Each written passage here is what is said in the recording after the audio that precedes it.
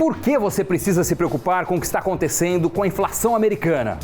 O contágio da maior economia do mundo sobre os mercados emergentes será desvendado hoje no Cafeína, que começa depois da vinheta.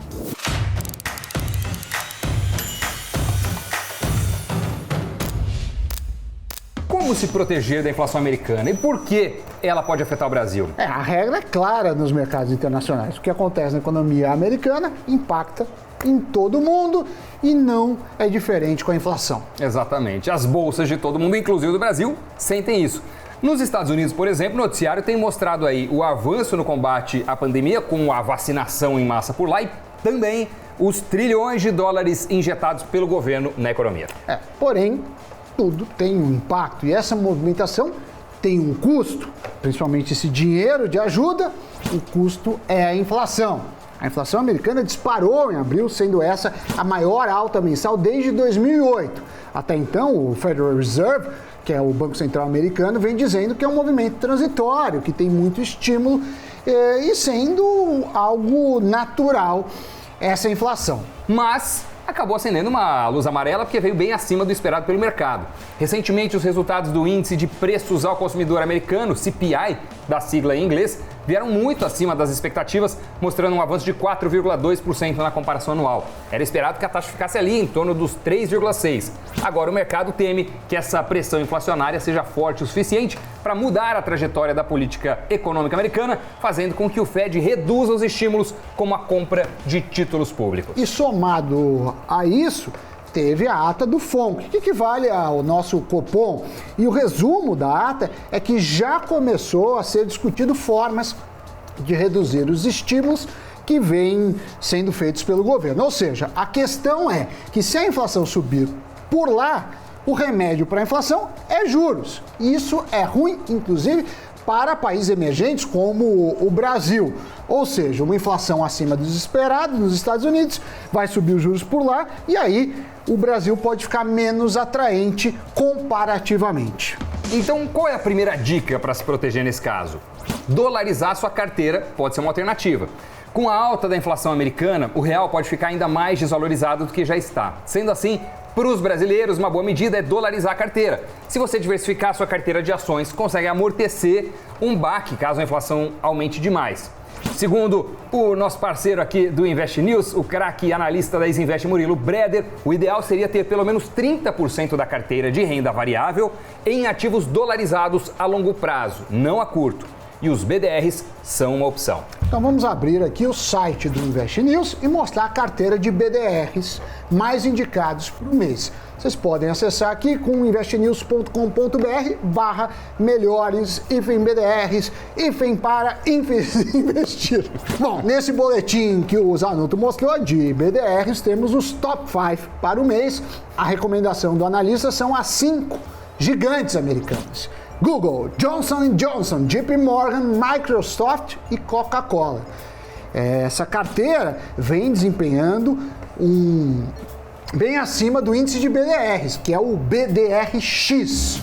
De 31 de dezembro até 7 de maio, a carteira retornou aos acionistas mais de 16% contra 11% do índice. O problema é que se aumentar demais a inflação nos Estados Unidos, até o dólar pode ser afetado. E por mais difícil que isso possa parecer, ainda mais sendo a moeda americana uma referência mundial, nós temos que contar com todas as possibilidades. Para se proteger disso, de uma eventual desvalorização do dólar, outro ativo interessante seria o ouro. Como o metal precioso é um investimento de proteção, de segurança, o ativo segue sendo recomendado por analistas. Ray Dalio, inclusive, fala bastante sobre o ouro. Para quem não conhece, Raymond Thomas Dalio é gestor e fundador da maior e mais lucrativa gestora de hedge funds do mundo. Segundo Dalio, o dólar deverá sofrer sua maior desvalorização desde 1971 em um futuro próximo e que a China ameaça a dominância do dólar como moeda de reserva global. Dalio é conhecido, Doni, por ser um dos investidores mais pessimistas que existe. Inclusive ele entende que estamos na metade do caminho entre os anos 2000 e a crise de 1929. E no seu portfólio, como forma de proteção, ele concentra pelo menos 7,5% de sua carteira em ouro. ou em ativos expostos ao ouro. E pensando nisso, Sammy Boy, nós trouxemos o quê? Uma dica do Murilo Breder, mas agora nós não vamos falar. Ele próprio vai dizer Sim, com as próprias palavras. Com as próprias palavras. Com Afinal, o seu jeito, com a malemolência, com a estratégia, com a expertise dele, Murilo Breder. Então, Murilo, quais são as opções que você indica para quem quiser se proteger investindo em ouro? Diz aí.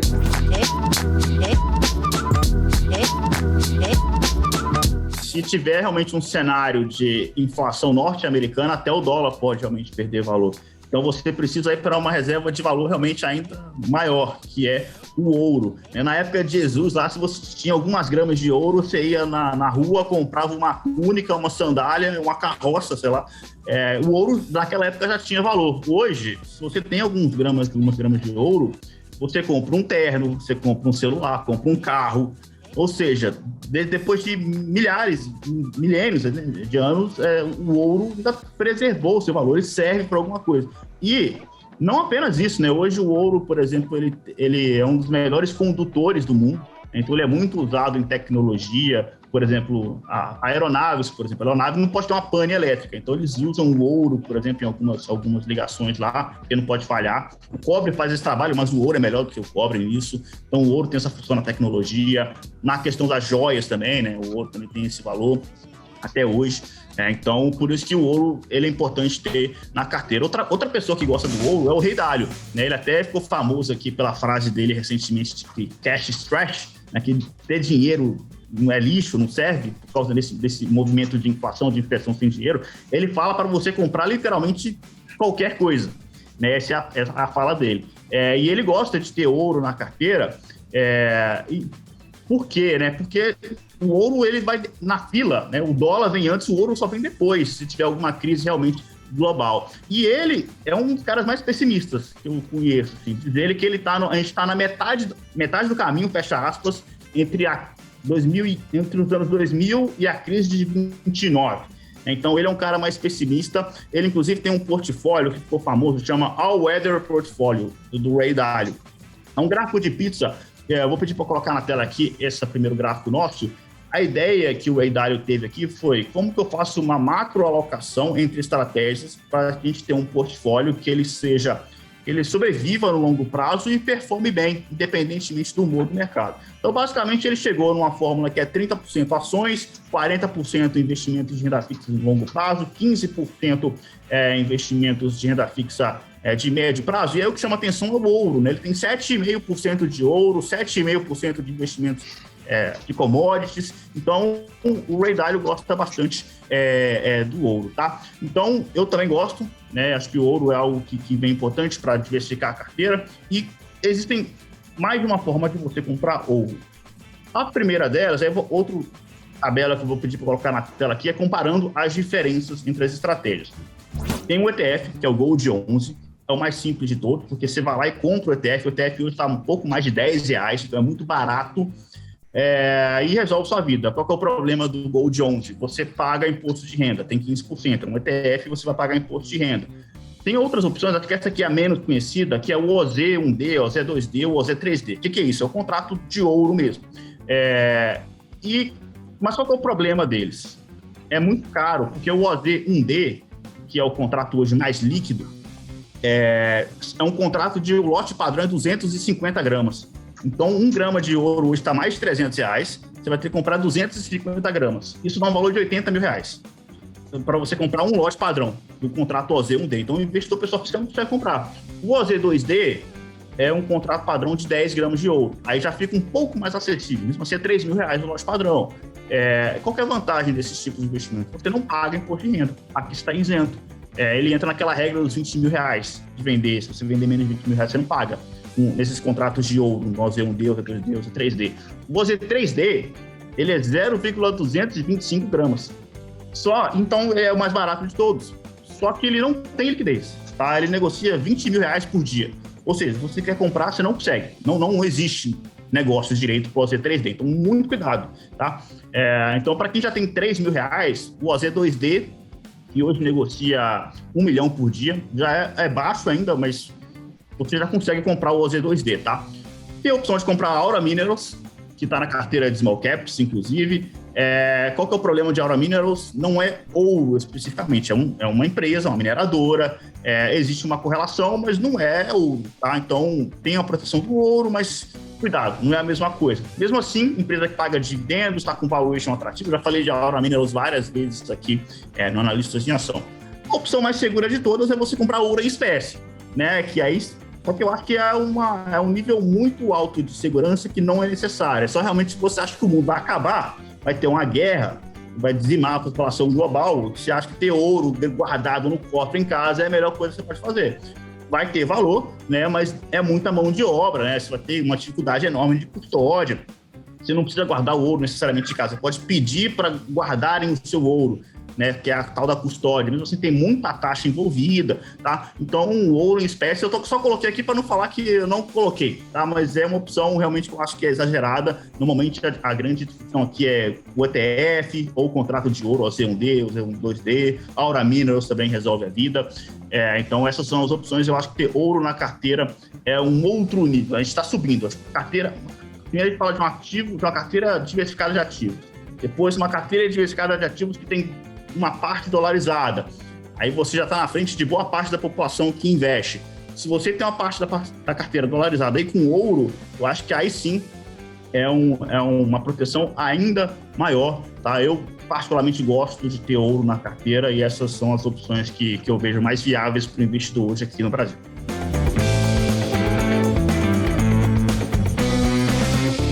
Valeu, Murilo, obrigado pela participação aqui no Cafeína, sempre muito produtiva, e você é muito bem-vindo sempre que quiser também palpitar por aqui, meu caro.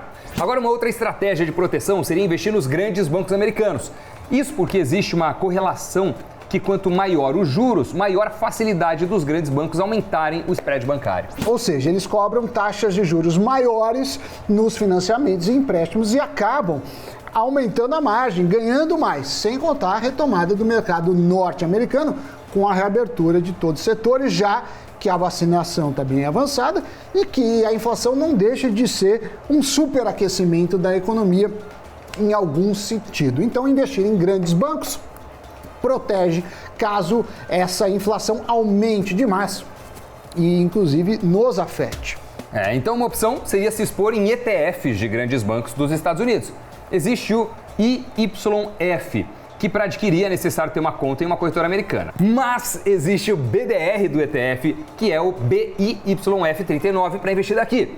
Então, se essa inflação acima do esperado se mantém lá nos Estados Unidos, investir em grandes bancos ajuda a surfar essa onda de maneira positiva. E esse BDR de ETF investe, para vocês terem uma ideia, em JP Morgan, Bank of America, Visa, Mastercard, BlackRock, Wells Fargo, Morgan Stanley e Goldman Sachs. Além destes top 10 bancos, tem exposição também a outros ativos. Então, seria uma forma de se manter mais protegido contra a inflação. Esse ETF teve uma rentabilidade maior do que o dos bancos brasileiros nos últimos meses. Inclusive, o Fed tenta sinalizar, olha, juros a gente não pretende mexer até 2023, com o objetivo aí de ajudar a economia ou recuperar o emprego lá nos Estados Unidos. Ele está bem baixinho, né? Perto de zero. Mas como a discussão ainda está longe de ser encerrada, é preciso aguardar mais alguns meses para descobrir se a inflação é realmente transitória.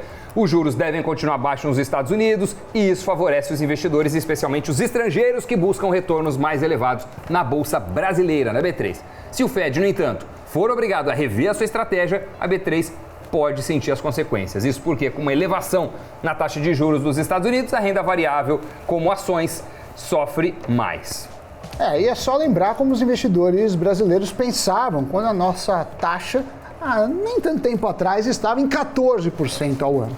A Bolsa Brasileira tinha bem menos investidores, entre várias razões. Uma delas é porque se você ficasse em casa, em títulos públicos, com baixo risco, ganhava 14%.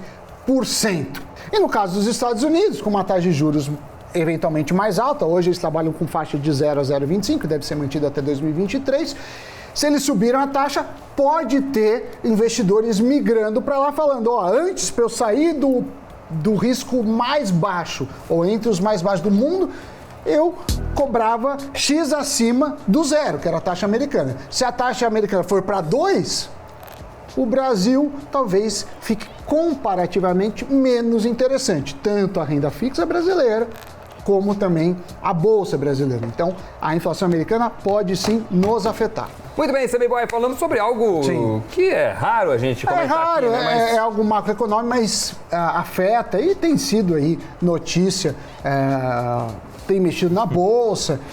Os Estados Unidos, sabe que um tema em finanças é o contágio entre as bolsas, entre os mercados. Então, importante aí, gostei do tema, espero que vocês tenham gostado. Deixe os comentários, se inscreva no canal, aquele negócio de sempre. Sim. E sabe o que mais foi a notícia? Okay. Se não sabe, vai saber agora no Giro de Notícias.